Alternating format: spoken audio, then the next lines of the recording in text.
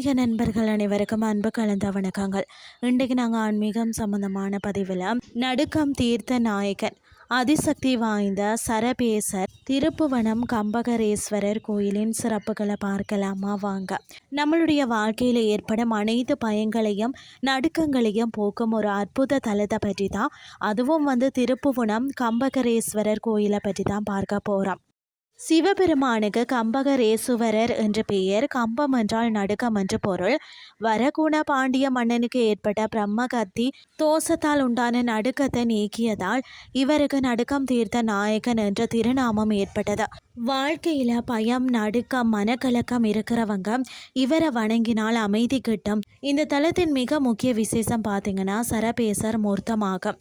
இரணியனை வதம் செய்த நரசிம்மரின் உக்கிரத்தை, அதாவது கோபத்தை தணிக்க தான் சிவபெருமான் எடுத்த வடிவமே சரபேசர். யாழி முகம், மனித உடல், 8 கால்கள், 4 கைகள், 2 இறக்கைகள் என பறவை வடிவில் காட்சி அளிக்கிறார்.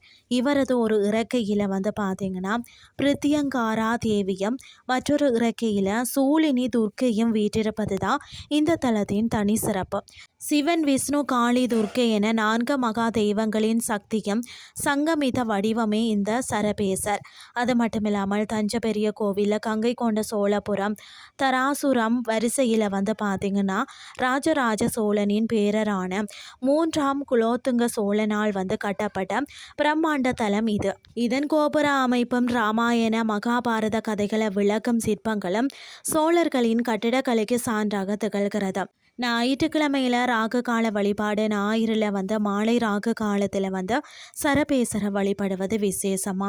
அது மட்டும் இல்லாமல் 11 வார சரப அர்ச்சனை, செவ்வரளி, மறிக்கொழுந்து, வில்வம் கொண்டு தொடர்ந்து 11 வாரங்கள் அர்ச்சனை செய்தாலே தீராத நோய்கள் தீரும், எதிரிகள் தொல்லை ஒளியும், வழக்குகள் சாதகமாகும்.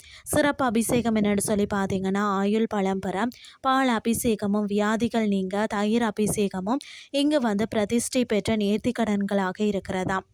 வாழ்க்கையில் ஒரு முறையாவது செல்ல வேண்டிய சோழர் பெருமை பேசும் ஆன்மீக தலம்.